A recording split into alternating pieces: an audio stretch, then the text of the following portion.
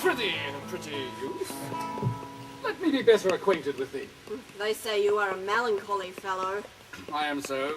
I do like it better than laughing. Oh, those that are at either extremes are abominable creatures and betray themselves to every modern censure, worse than drunkards. Why, it's good to be sad and say nothing. Oh, why then 'tis good to be a post. I have neither the scholar's melancholy, which is emulation, nor the musician's, which is fantastical, nor the soldier's, which is ambitious, nor the courtier's, which is proud, nor the lawyer's, which is politic, nor the lady's, which is nice, nor the lover's, which is all these. But it is a melancholy of mine own, compounded of many simples, extracted from many objects, and indeed, the sundry contemplation of my travels, in which my often rumination wraps me in a most humorous sadness. Oh, a traveller. Why then you have great reason to be sad. I fear you have sold your own lands to see other men. Then to have nothing and to have seen much as to have rich eyes and poor hands. Yes, I've gained my experience. Well, and your experience makes you sad. I'd rather have a fool to make me merry than experience to make me sad. Well, and to travel for it too. Good day and happiness, dear Rosalind. Now then, goodbye, and you talk in blank verse. A farewell, monsieur, traveller. Look, you lisp and wear strange suits. Disable all the benefits of your own country. Be out of love with your nativity and almost chide God for making you that countenance you are, or I will scarcely you have swum in the gundalo. Ha! Ha! Why, how now, Orlando? Where have you been all the bits of your own country? Be out of love with your nativity and almost chide God for making you that countenance you are, or I will scarcely you have swum in the gundalo. Ha! Ha! Why, how now, Orlando? Where have you been all this while? Are you a lover? And you serve me such another trick? Never come in my sight more. Oh, my fair Rosalind, I come within an hour of my promise. Break an hour's promise in love. He that will divide a minute into 1,000 parts, and break it apart of the 1,000th part of a minute in the affairs of love. It may be said of him that Cupid hath clapped him on the shoulder, but I'll warrant him heart whole. Pardon me, dear Rosalind. Nay, and you be so tardy. Never come in my sight more. I'd as lief be wooed of a snail. Of a snail? Aye, of a snail. For though he comes slowly, he carries out on his head. A bit of jointure, I think, than you make a woman. Besides, he brings his destiny with him. What's that? Or why, horns, which such as you are fain to be beholding to your wives for. But he comes armed in his fortune and prevents the slanderers of his wife. Oh, virtue is no hornmaker, and my Rosalind is virtuous. And I am your Rosalind.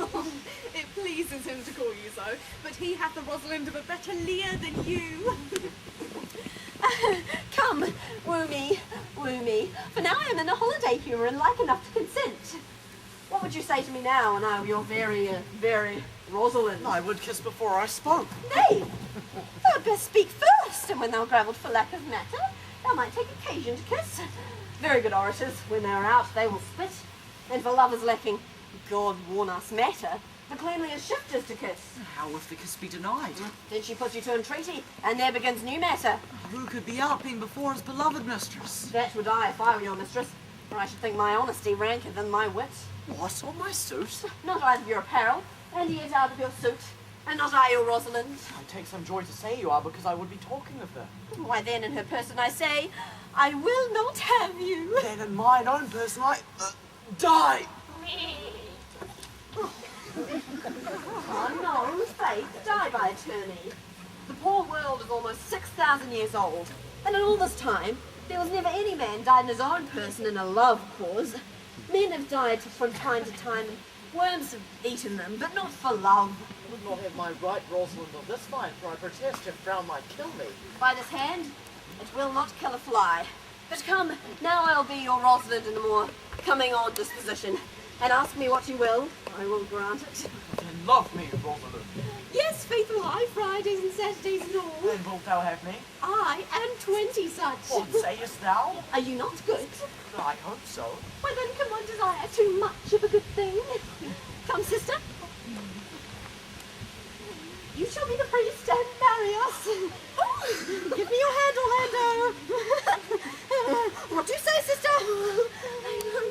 Phoebe, marry us. I cannot say the word. You must begin, will you, Orlando? Go to.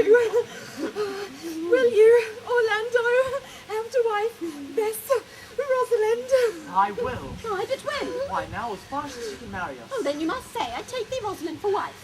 I take thee, Rosalind, for wife. I might ask you for your commission, but I do take thee, Orlando, for my husband. There's a girl goes before the priest, and certainly a woman's thoughts runs before her actions. So all four say our wings.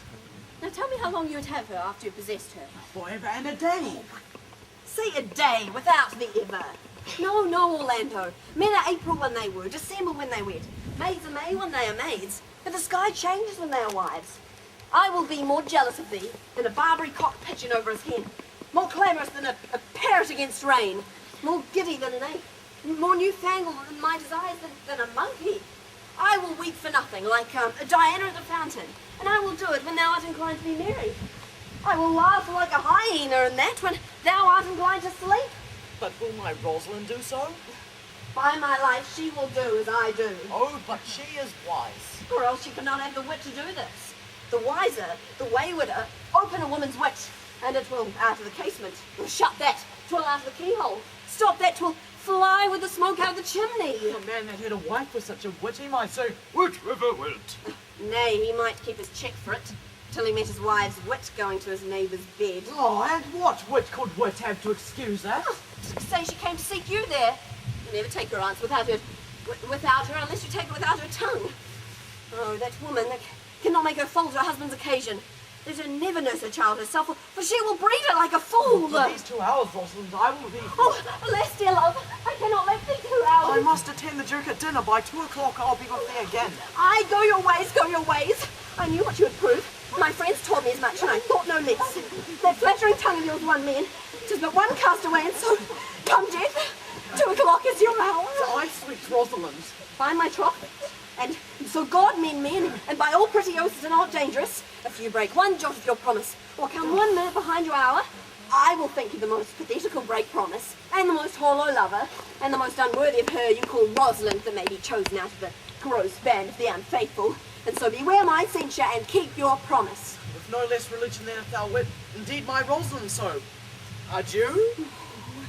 You have simply misused our sex in your love braid. We must have your doublet nose plucked over your head and show the world what the bird hath done to her own nest. Oh, cuz, my pretty little cuz, thou dost know how many fathoms deep I am in love. Oh, but it cannot be sounded. My affection had an unknown bottom, like the Bay of Portugal. Oh, rather bottomless. That as fast as you pour affection in, it runs out. No, that same wicked bastard Venus was begot of thought, conceived of spleen, and born of madness. That blind rascally boy that abuses everyone's eyes because his own are out. Let him be judge how deep I am in love. I tell thee, Eleanor, I cannot be out of the sight of Orlando. I'll go find a shadow and sightily come. Now, sleep.